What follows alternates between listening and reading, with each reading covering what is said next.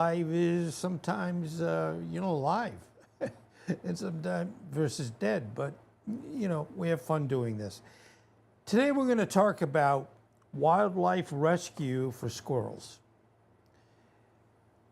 and some of the stories that you put together when you're coming up with ideas. Some of them you take from your past, whether it's good or bad, and what and why I'm doing this today with squirrels is I had an issue, unfortunately, with a big tree, and I will explain a little bit more as we get into this.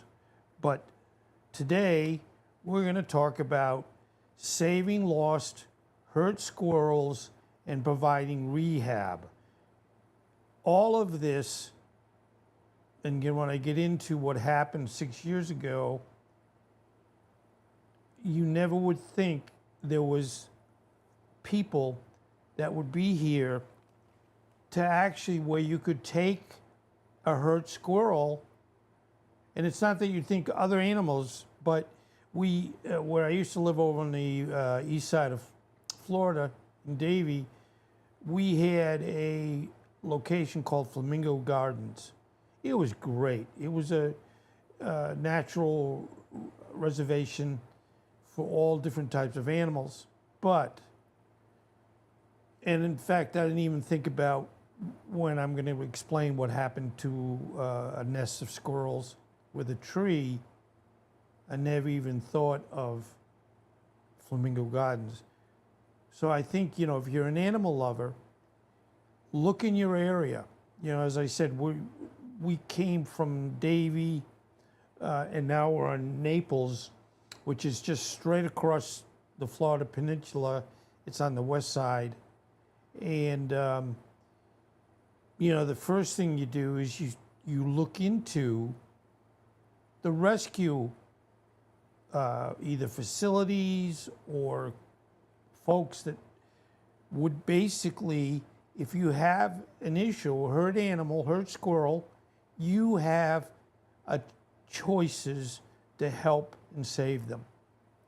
So anyway, getting right into it, wildlife rescue for squirrels is a compassionate and crucial effort aimed at helping small animals, and a lot of times they're very vulnerable.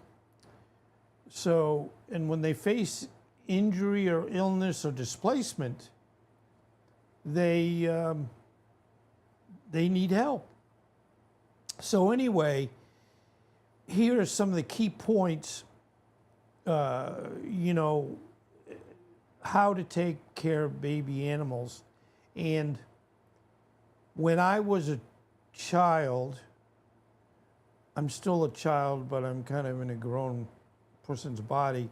But when I was a child in Barrington, Rhode Island, of course, as I mentioned a minute ago, my mother loved animals. I loved animals. So what basically ended up happening is we were, whether you like it or not, we were the home in the neighborhood that when a bird fell out of a tree or a baby bird, you name it, they would bring the animal to us and we would do everything we could to save them. So if there had been any baby squirrels or squirrels, we certainly would have been doing our best to save them and return them to the wild. Now, interestingly, baby squirrels, even though they're small and babies, they're very resilient. So, it isn't we're automatically the worst case or the worst thing is going to happen. Now, let's talk about, and you see, first of all, a tree, and that's going to revolve around what I'm going to talk about that happened to me 6 years ago, and I'm a lot wiser today than I was back then. Squirrels can be injured by cars, predators, or falls, and that's mainly what I'm going to be talking about. Baby squirrels can be orphaned if their mother is killed or separated. No one should have to be separated from their mother. Squirrels may suffer from diseases or parasites that require intervention. Didn't know that. And again, I know I keep referring to it, but they could have loss of habitat due to a tree removal, or natural disasters can leave squirrels homeless. So, back to what happened. We had this beautiful mammoth tree in Davie, Florida. The tree was probably at least 150 years old. It was tall, very tall, tallest tree in the neighborhood, and extremely full. And we would, about every 2 years, we would basically trim the tree. Now, what happened is, unfortunately, when, and we weren't watching it real closely, but when they cut some of the branches off, unfortunately, there was a nest of baby squirrels. And all of a sudden now, they're on the ground. And we didn't know what to do. It's almost like, I don't know what to do. I don't want to hurt them. This is our fault. And what we should have done, we did elicit a neighbor who kind of had where she knew somebody she could take these animals to. So I'm not saying it had a good, happy ending. Nothing would like this. But we're hoping from 6 years ago that they basically were taken care of. But we'd be smarter now. You observe the squirrel from a distance to assess its condition. Look for signs of injury, illness, or distress. Determine if the squirrel is truly in need of rescue. Sometimes, if you come upon 2 or 3 baby squirrels, and where we live over here in Naples, we are in the woods. Closest you could be the woods, unless you're up in, wherever. But we have, for example, 5 acres on the east side of our property that is just all trees. And we have a house next door on the west, but her whole backyard, all the way probably an acre beyond, is all trees. When I walk my wonderful Jamie, again, she's the CEO of All Power Group, every morning, there's trees, a home here, a home there, but it really gives you this great sense of being in the woods. So there's our wonderful little squirrel in the tree, and they're the cutest little thing in the world, and I love feeding any type of animal. Now, what I started to say is, if you find squirrels on the ground that don't look hurt, it could be 1 squirrel, could be 2, 3. It could be just that the mother left them temporarily. So don't automatically, you find them, you say, oh, they've been, lost, their mother's gone. Sometimes the mother has to go and get some food and what have you. So just kind of assess the situation for a little bit, so you don't get into something that you don't actually need to get into. Now, if in the event now you do find that they are hurt, or they jumped out of a tree and got hurt trying to get to another tree, they could really be hurt. So what you do is you basically use a thick towel or gloves. Now, I'm not afraid of diseases, but it could happen. So you really should protect yourself. So you wear gloves, and especially if the squirrel is injured. Now you place the squirrel in a well-ventilated box or carrier, and you ensure that the container is secure and keep it quiet and in a warm place. From that point, you keep the squirrel warm. Hypothermia, that's when the body starts to lose and go below its correct temperature. I mean, you know, we're all 98.6 degrees Fahrenheit, which is 37 degrees centigrade.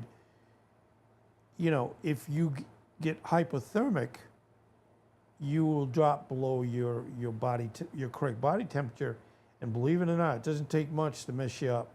So, especially the squirrels that are very, very small, they don't have a lot of reserve, you might say, to ensure that they don't get cold. Do not attempt to feed or give water until you consult a wildlife rehabilitator.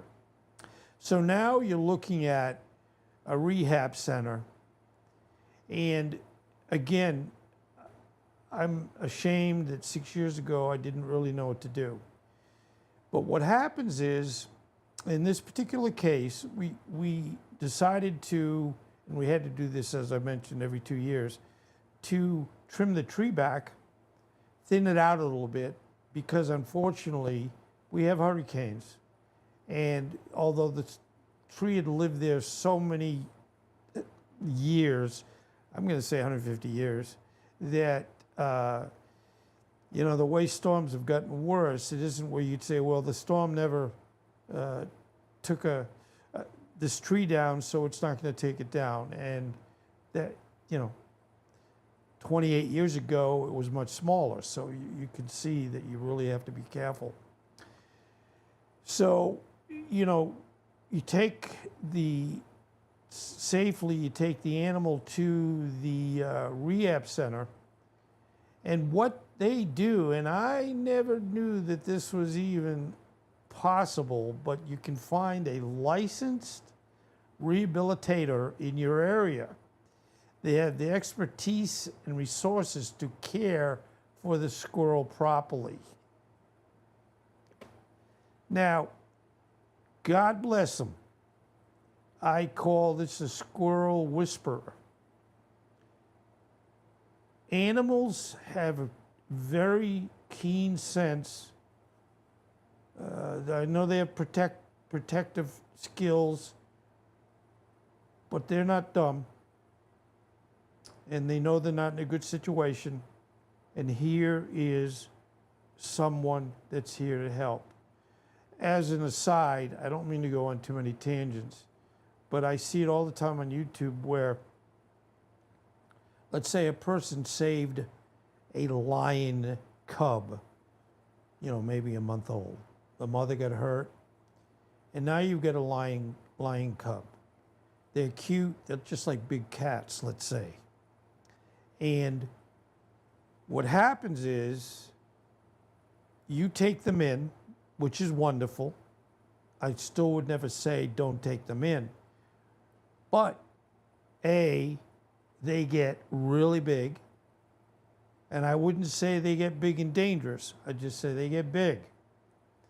And the thing that you want to basically find is a choice of taking care of them and getting them back into the wild, because they really, and they would love you like never before, but really they really need to be back in the wild. Now, what I've seen over and over and over again, that let's say somebody, as I started saying about the lion cub, they take them in, they take care of them and make sure they're nursed back to good health, good food. Well, obviously they're getting pretty used to captivity. And the goal is where you would hope that some time in the future when it's ready, you can return them back to the wild. So what I've seen over and over, let's say, and I've seen it with gorillas, let's say you are able to get them back into the wild, and the squirrel whisperer is one that can help with it, having a good solution. But what I would see is, let's say they get that now, this little cub now that's a big, big animal.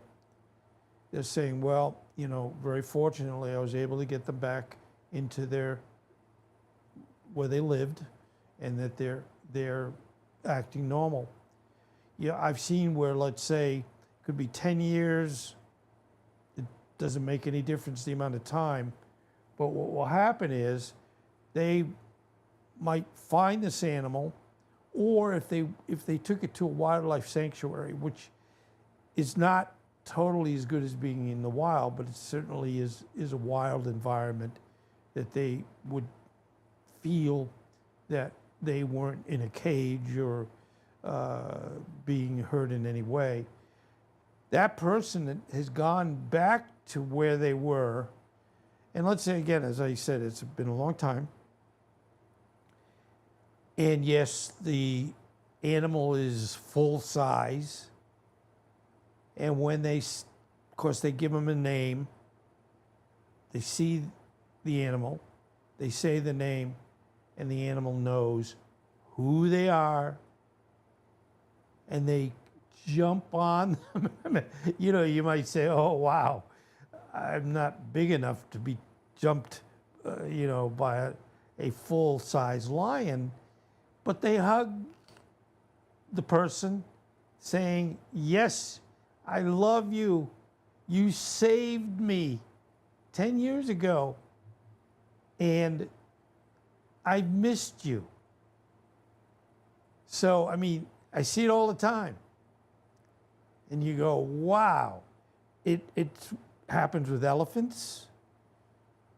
You know, just about any animal. Now, if it was a crocodile, I'm not sure if I'd want to go back in and say, hey, you remember me? So, it might happen. But what we're seeing here is, thank goodness, the squirrel whisperer has returned the animal back, or is returning the animal back to the woods or where they're living. So, you know, you hope that they're going to really enjoy what they're doing.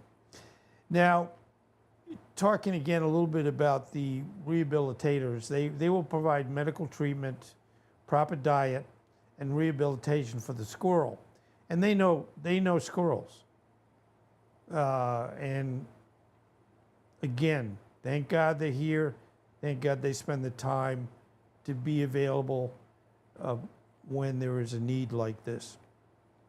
So obviously, as I said earlier, the goal is to release the squirrel back into its environment and have its acorns, and that they're going to be healthy, and they're going to say, okay, I'm going to go back into the tree, but I'm going to be a little more careful.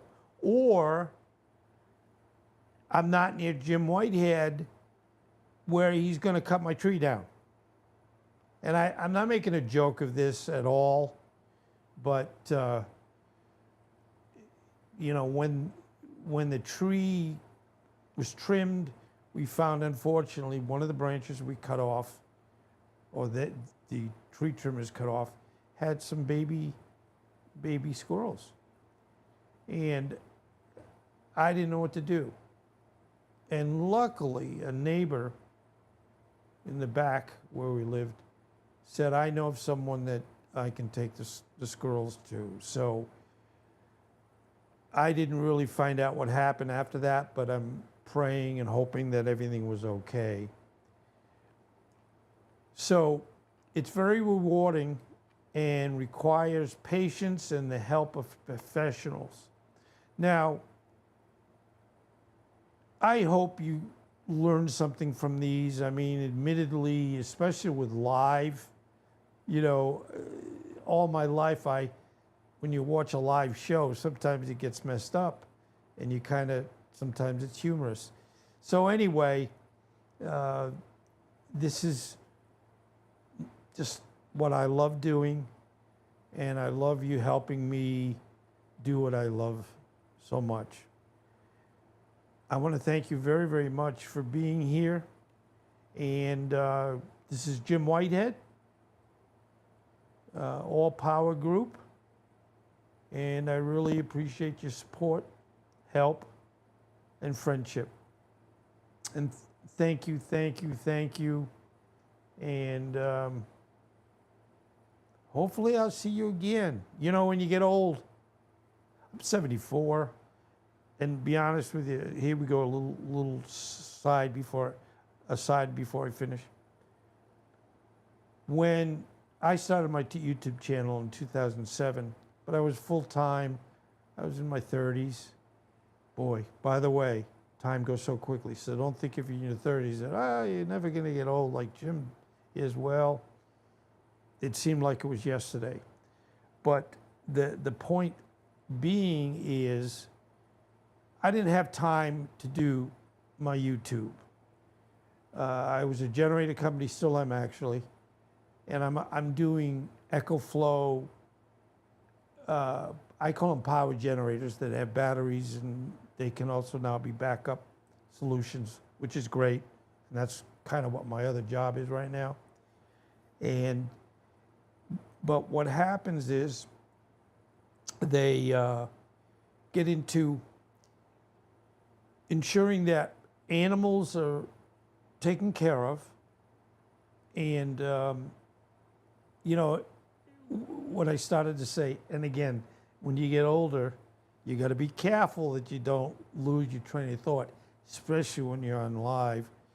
But what I did at the time, 2007, I did a little bit here and there because I was working more than full time.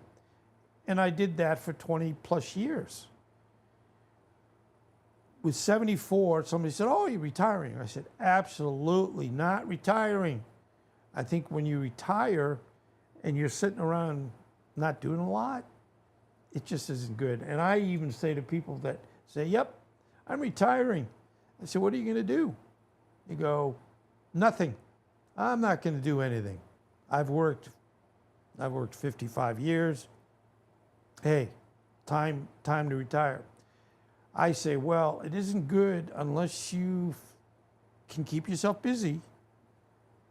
And talking about animal rescue, I would use that as an example. I said, okay, even if you don't have to earn money beyond that, and you think you've got plenty of money in retirement, of course you never do, but they think. I often say, first of all, do something you've always wanted to do that you couldn't do. Or do something, you know, like animal rescue. But what happened is, when I was over in Davie, I had sold one of my generator companies, and I had what we call non-compete, which was going to be 90 miles away. Anyway, I'm not sure why this.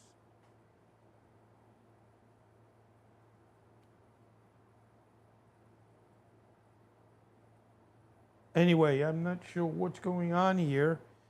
We're not showing cameras now, and I am sorry.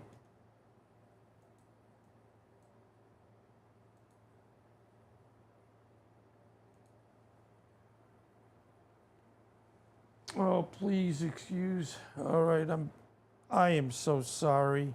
I know you're saying, what the heck? Is this guy professional or rinky dink? Anyway, oh, I'm so sorry. This is live, but you know, the biggest thing with live, I enjoy it, but if it messes up, you got to keep going. the show must go on. So anyway, just to finish the story, this makes the program that much longer. As I said, I didn't have time. I had a non-compete, which was going to be 99 miles away from Davie, and we didn't sell the house as quickly as we thought we were going to or hoping.